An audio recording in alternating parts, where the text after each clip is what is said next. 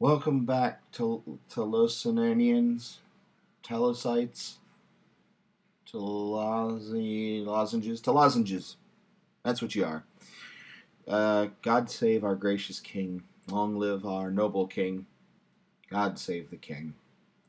Send him victorious, happy and glorious, long to reign aureus.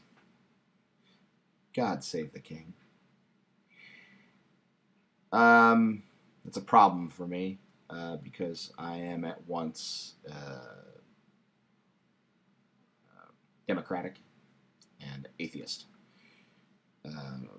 I believe in a republic, so I guess you could say I'm Republican. That's why I helped found the Republic of Talossa, because I prefer the idea of a powerless monarchy, I suppose. Um, Someone with even less power than Elizabeth II has. But here I am. I'm not going to oppose this reunification, returniture wholeheartedly, just for the sake of doing so, because I think it serves no helpful purpose. Originally, I had my doubts about this. I didn't think it was a great idea, and I'm still quite cautious about it. But I wanted to make sure that I I felt that we were being welcomed back, truly welcomed back, especially considering that there are among us people who have been Talossans longer than anybody active in the kingdom as it stands today on the 16th of April. Um, so it felt like, welcome back. And who are you guys? For me, I'm not one of the people who have been, um,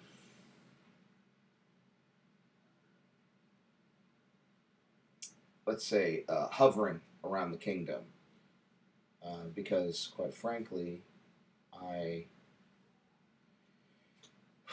How to put it? I was just like, we've got enough to deal with right now. And it just felt to me like the more we hover around the kingdom, the more we're defining ourselves as not being the kingdom, or the more we define ourselves by what they said and did.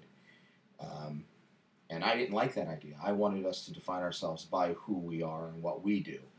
And I think we have.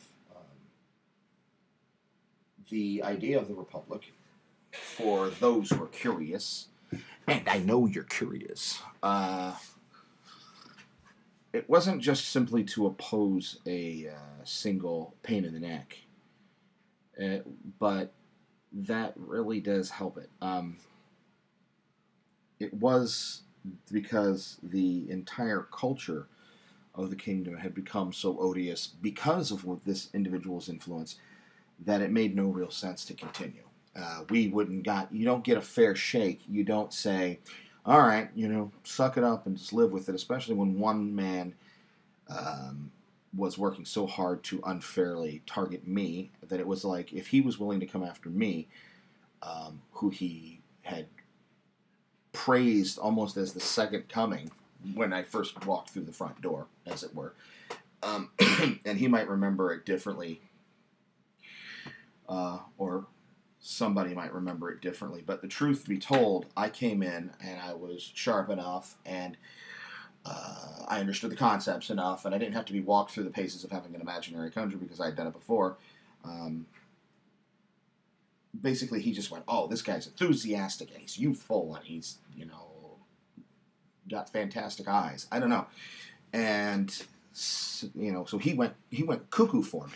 Now, he's done this before, and he did it after me, almost immediately after me, when he found that I was willing to put up resistance, when Matt Dabrowski came on. Same kind of thing. Seems like a sharp kid with a lot to contribute. Ooh, let's get him on our side and get him in there and all that. So he loved the hell out of me, and for a long time praised the hell out of me, and he was happy to say, let him be our prime minister. And when Alex Bloomberg, writing for an article for Wired, came along, they said, oh, you've got to interview that Gruber guy. And he did. Of course, I'm in the magazine. And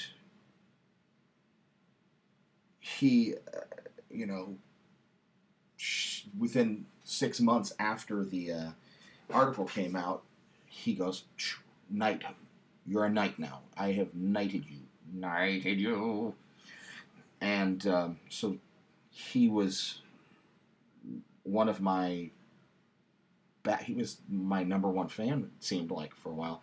And every once in a while, I would jab with my own personality, because it was like, I agree with you on a lot of points, but at the same time, I'm an individual. It's neither here nor there. That's just going to end up me complaining about him. And I don't want to do that. Oh, let me show you what I got. My sonic screwdriver. Just got that last week. Fourth Doctor rules. And so it's not just about Ben didn't like me or I didn't like Ben. It was he was working so hard to discredit me and hurt me IRL, as it were. And a lot of people went, no, that's setting a horrible precedent, because if he was willing to turn on me and do that to me, somebody who prior he liked, what about the people who have come in that he had bumped heads with almost from the get-go? How far would he be willing to go with them? Or if he was willing to do that to somebody he liked, well then what about somebody who didn't have as strong a personality, who wouldn't necessarily fight back? Like, and I'm sorry to say it, buddy, I love you, but Jeff Ragsdale, Jeeves, it's not that he doesn't have a strong enough personality, it's just that Jeff is not good with conflict, and that's fine, it doesn't make him weak, it just means he's soft and he must be crushed. It means that it's going to hurt him, and it's going to hurt somebody like Thomas Garcia, Thomas Lee, I can never get his last name right. People who are like, I don't want to be involved in the conflict. I don't want to be crushed. I don't want to have to be pit, between two sides. So if people were thinking, well, what happens if he gets mad at? It's like, oh, he gets mad at Gruber. He gets mad at Michael Pope, or he gets mad at, say, Jan Anglek-Zara, who I had previously, around that time, 2003, 2004, had left, had been gone for a little while. People who were happy, avid, active Talossans, but had somewhat different points of view than Ben, but at the same time weren't just merely troublemakers, like, say, the androids, or the androids. It's just the best fucking example, right? And, if he's willing to go after them, what about the people he likes? What about it just seemed like this is a guy who was very plainly going from simply, I want to protect the thing that I love, or protect the people that I love, or the community that I love, to, I'm going to hurt you because I feel hurt, and that's all there is to it. And I'm willing to do whatever it takes, extra Talossan and semi-legal or otherwise. It doesn't matter. His was by all means all means necessary strategy and tactic. His was merely vengeance. It wasn't legal. It wasn't right. It wasn't helpful. It wasn't, what was getting rid of me going to do? Get rid of dissent? No. I said something he didn't like. That really is what it all comes down to. It doesn't matter what I said, because I didn't actually threaten. I never broke a rule. I never claimed anything that wasn't true, and I never advertised myself as something I wasn't.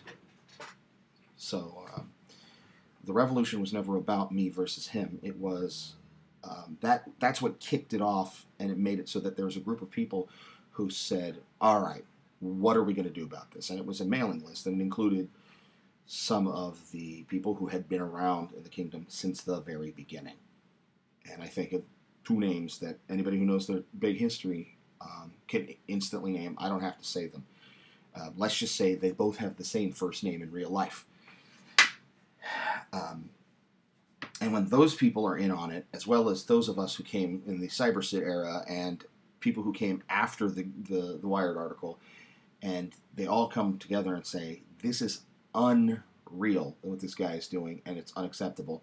That eventually reached a breaking point, and with some poking and prodding, and let's be honest, some sexy photos of me. I may be misremembering that last detail. We took over. It was a mighty takeover, and it blew everybody out of the water. The mistake a lot of people make, and I want to correct this, is that we specifically chose that date based on the fact that he would be out of the country. He was on a vacation. We didn't care. It had nothing to do with the location of Ben. It had everything to do with that was the first of that month.